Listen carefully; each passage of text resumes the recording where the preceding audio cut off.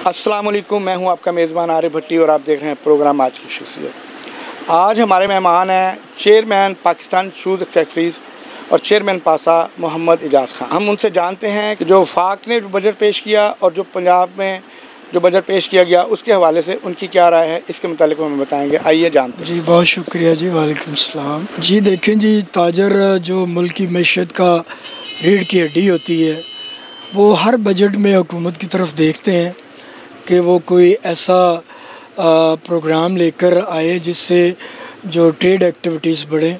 लेकिन अफसोस के साथ कहना पड़ता है कि हर साल मायूसी होती है। पिछले सालों की तरह इस साल भी जो मामलात हुए हैं वो कोई इतने हौसला अफ़ज़ा नहीं है। कोरोना की वबा की वजह से पहले मैशत का धड़म तख्ता हुआ है। कुछ हमारी जो बरसे इक़्तिदार लोग हैं उनको भी शायद कोई हुकूमती लेवल पर कोई मुआशी सरगर्मियों को बहाल करने की कोई इतनी फ़िक्र नहीं है। आप देखिए कि शनाख्ती कार्ड की शर्त ख़त्म करने का मामला ताजरों का बड़ा देरीना मामला था और बिल्कुल हक बजानिब थे ताजर कि 50,000 रुपये की शर्त थी। और मुझे बताएं 50,000 रुपये में आता क्या। अब बड़ी आतमताई की कब्र पर टांग मारी है महाद अज़हर साहब ने और 1 लाख पर ले गए। मुझे बताएं 1 लाख का छोटा सा एक गाहक आके सामान ले जाता है और जब हम किसी से डिस्ट्रीब्यूटर से या मैन्युफैक्चरर से या कंपनी से ख़रीदेंगे तो मुझे बता दें क्या है ये 1 लाख मजाक नहीं तो क्या है। जबकि $27,000 के ऊपर इंडिया के ऊपर है कि $27,000 के ऊपर जब जाती है किसी की परचेज़ तो उसके ऊपर शनाख्ती कार्ड की कॉपी देना लाजमी होता है। तो ये पता नहीं क्या कर रहे हैं, ये कैसी हुकूमत है, कंफ्यूज किया हुआ है। बिज़नेस कम्युनिटी को भी, आम आवाम को भी कंफ्यूज किया हुआ है। ना कहीं पे एडमिनिस्ट्रेशन नज़र आती है, ना पे कोई लॉ एंड ऑर्डर नज़र आता है, ना कहीं पे अपना वो जो समाज ये जो हमारी मुआशी सरगर्मी है इसी की किसी को परवाह नहीं है। ऐसे लगता है कि हुकूमत हम किसी और मुल्क की मखलूक हैं, ताजर और हुकूमत किसी और मुल्क की मखलूक की अपना वो है।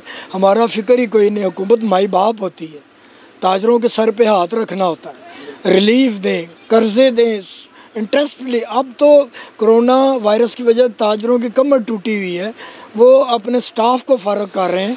तो भाई ऐसे में आप इंटरेस्ट फ्री बड़े लोन दें, 5-5 लाख 2-2 लाख पीनट के तौर पे आप दे रहे हैं, बगैर गारंटी के दें लोन दें ताकि इससे कारोबारी सरगर्मियाँ बढ़ें और इससे रोज़गार के मौके भी पैदा होंगे। 10 लाख लोग पंजाब के अंदर जो हुकूमती लेवल पे कहा जा रहा है जो बेरोज़गार हो चुके हैं और मज़ीद बेरोज़गार होने का जाएगा। मैं कोई सियासी बयान नहीं दे रहा। इन्होंने 50 लाख नौकरियां 1 करोड़ घरों का नारा लगाया था। तो मेरा किसी सियासी जमात के साथ ताल्लुक़ नहीं। वो कहाँ नज़र आ रहा है? कहीं इन्होंने उल्टा तो नहीं कहा था कि 50 लाख बेरोज़गार और 1 करोड़ बेघर अफराद कर देंगे हम? कुछ ऐसा ही लगता है। हम हुकूमत के खैर ख़्वाह हैं, हुकूमत हमारी है, मुल्क हमारा है, हम हुकूमत के साथ चलना चाहते हैं। लेकिन हुकूमत को चाहिए कि पॉलिसियाँ वाज़े करते वक्त जो स्टेक होल्डर्स हैं उनको ऑन बोर्ड लें और ऐसी पॉलिसियाँ मुरव्वज करे, ऐसी राइज करे कि जो इम्प्लीमेंट हो जिससे मुल्क में खुशहाली आए। और जब तक ये नहीं होगा तो वो मुझे बताएं कैसे होगा। अब आप देखें कि तकरीबन 52% के करीब इस मुल्क की ख़वातीन की आबादी है। पंजाब हुकूमत ने सिर्फ 2 अरब रुपया उनकी फलाह बहबूद के लिए रखा है। 23 रुपये एक ख़ातून के ऊपर साल का आता है। तो 23 रुपये एक ख़ातून की डेवलपमेंट में क्या ये मजाक नहीं है? कि उस्मान बुज़दार साहब, ये जो मैं क्या कहूँ कि ये सारे बगलोल हमारे हिस्से में आने हैं। जो 12 करोड़ की आबादी का सूबा जी, वसीम अकरम प्लस, ये वसीम अकरम प्लस है। वसीम अकरम ने आते हुए अपनी धाक बिठा ली थी। न्यूजीलैंड के 12 खिलाड़ी उसने आउट किए थे, पूरी दुनिया को बता दिया। मुझे बताएं 2 साल हो गए हैं, ये बुज़दार ये किधर है? आप कहते हैं ये डिलीवर करेगा, वही होगा कि खाक हो जाएंगे हम तुमको ख़बर होने तक। तो ये ना करें, खुदा के लिए सूबे का भी सोचें, मुल्क का भी सोचें। ये मुल्क जो है ना, आप रहें, हम कहते हैं अगले 5 साल भी आप आएँ, लेकिन खुदा के लिए हमें तजर्बा गाह के तौर पे हमें ना इस्तेमाल करें। तजर्बात की भेंट ये 72 साल से मुल्क हो रहा है और अब नो मोर। ठीक है, आपने करंट अकाउंट डेफिसिट को, रुपए को डिवैल्यू करके आपने उसको कंट्रोल कर लिया। आपने जो इंपोर्ट होती थी उसको रोक कर, मुल्क की जो तजारती सरगर्मियों को रोक कर आपने उसको भी रोक लिया। मैं कहता हूँ आपने रोका, अच्छा इक़दाम है, लेकिन क्या आपकी इंडस्ट्री में इतनी सख्त है कि 22 करोड़ अवाम की ज़रूरियात को पूरी कर सके? क्या यहाँ पे जो प्रोडक्शन की वैल्यू जो है वो इतनी है कि यहाँ पे सस्ती चीज़ें चाइना के लेवल पे या किसी और मुल्क के लेवल पे, वियतनाम वगैरह, कंबोडिया के लेवल पे हम बनाकर लोगों को दे सकें? तो मुझे बता दें, एक चीज़ 10 रुपए की हम इंपोर्ट करते हैं, 14 रुपए की, 15 रुपए की टैक्सों की वजह से, महंगी बिजली, गैस महंगी, लेबर महंगी की वजह से और दीगर वजह से पड़ती है। तो वो कौन इंडस्ट्रियलिस्ट ताजर यहाँ पे इंडस्ट्री लगाएगा? वो कहता बंद करो, तो 14 रुपए की वहाँ से लो, 2 रुपये पे अखराजात आते हैं, तो 12 रुपए की पड़ती है, तो यहाँ पे 16 रुपए की कौन बनाएगा? वो कहते हैं जी वहाँ से मंगाओ, 4 रुपये कमा कर यहाँ पर ला कर रेट टू रेट भेज दो आप। तो बात ये आता है को पता नहीं कौन बैठे हुए हैं, स्टेट बैंक का गवर्नर कौन है, हफीज़ शेख साहब कौन है, और पता नहीं कहाँ अच्छे भले असद उमर बैठा हुआ था। हमें वो मुंतखब तो था ना कम से कम, ये लाए गए हुए लोग हैं, इनको क्या परवाह है? तो बात ये आती है कि ये जो बदेसी और ये जो आधे वलायती आधे देसी किस्म के जो हमारे मईशत दान ला कर बिठाए हुए ना, इनको हमारी ग्रास रूट लेवल की प्रॉब्लम का नहीं पता। 350 रुपये किलो टमाटर बिक रहा होता है, वो 17 रुपये किलो टमाटर का नारा लगा रहा होता है, फुल मैं किसी और मूड में बैठा हुआ लगा रहा होता है। मैं क्या बताऊं, मामलात कहीं और चले जाते हैं। सियासी रंग नहीं देना चाहता, मैं चाहता हूं कि लोगों के मुंह से निवाला ना छीने, बेरोज़गारी को कंट्रोल करें और हमारी जो ख़ास तौर पे शू इंडस्ट्री है इसको 5 साल तक टैक्स फ्री करें। और इसमें आप अपना जो जदीद टेक्नोलॉजी है उसकी इंपोर्ट के लिए जो जो टूल्स होते हैं उसको ऊपर कस्टम ड्यूटीज़ ख़त्म करें, स्किलफुल लेबर के लिए इदारे बनाएं। देखें कि दुनिया की 7.5 अरब की आबादी, हर बंदे की ज़रूरत है जूता, बंद जूता सख्त मौसम में, सर्दी में, और खुला गर्म मौसम में। तो मुझे बता दें कि साल में कितनी बड़ी इंडस्ट्री है ये। तो लाइफ स्टॉक को तवज्जो दें। लाइफ स्टॉक का बड़ा हलाल मीट का हमारे मिडिल ईस्ट में बड़ा स्कोप है, आईटी का बड़ा स्कोप है, केमिकल इंडस्ट्री के ऊपर हाथ रखने की।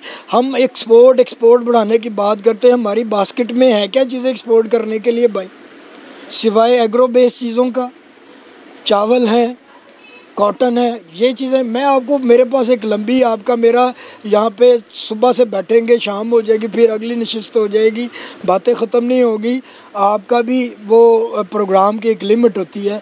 बात ये है कि हकीकत को सामने रखते हुए हुकूमत वक्त ऐसी पॉलिसी हमारी जो हमारे एक महबूबुल हक साहब होते थे, मनसूबाबंदी के पाकिस्तान के बड़े, अल्लाह उनको जन्नतुल फिरदौस में, ऐसे यानी कि लोग थे जिन्होंने हमें अपना ऐसे मंसूबे 5-5 साल के दिए, 5 साल के मंसूबे बनाए और मुल्की वसाइल को सामने रखते हुए उसको रखें।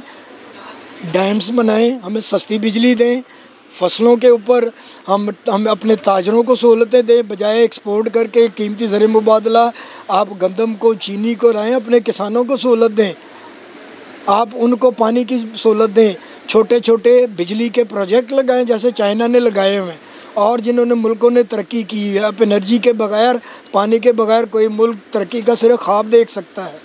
तो आप हर तरह से ज़मीनी हक़ाइक़ को सामने रखते हुए मुल्क के मुआशी जो मंसूबे उनको तरतीब दें और अपने पाँव पे खड़े होने वाले जो मामलात हैं उसको देखें। आप 50 साल का मंसूबा ना बनाएं, एक नस्ल को कुर्बान ना करें, आप छोटे छोटे मंसूबे बनाएं और अपने अपने गिर्द जो इर्द गिर्द की जो काली भेड़ें हैं ना, जिन्होंने आपको जो हकीकत से पीछे रखा हुआ है, ज़रा उनके ऊपर भी गौर करें और इस मुल्क का सोचें। ये मुल्क है तो मेरा कारोबार भी है, मेरे कारखाने भी हैं, इस मुल्क का किसान भी है, इस मुल्क का मज़दूर भी है, इस मुल्क का सहाफ़ी भी है, इस मुल्क के पॉलिटिशियंस भी हैं, इस मुल्क के बच्चे का फ्यूचर भी सिक्योर है, मेरा बुढ़ापा भी सिक्योर है। खुदा के लिए जो अभी तक 72 साल से इस मुल्क के साथ बिल्ली चूहे का खेल खेला जा रहा है उसको बंद करें और इस मुल्क की सोचें और शॉर्ट टर्म प्लान के साथ करें और इस ताजरों पे भरोसा करें, अपनी कौम पे एतमाद करें और इस मुल्क के लिए कुछ डिलीवर करके जाएं। हम आपको अगले 5 साल, उससे अगले 5 साल के लिए भी वोट देंगे। हमें आपसे बड़ी उम्मीदें हैं खान साहब, हमने आपको वोट दिया है, आपको वोट दिलवाए भी हैं, हम आपके खैर ख़्वाह हैं, ताजर कम्युनिटी आपकी खैर ख़्वाह है। ये नहीं कि हमने ये बयान दिया है, हम आपको आईना हकीकत नहीं दिखाएंगे तो कौन दिखाएगा। आप प्लीज़ जो है ना इस तरह से ताजर कम्युनिटी पे हाथ रखें कि समाजी और माशी सरगर्मियाँ बराबर तौर पर चलें। बहुत शुक्रिया।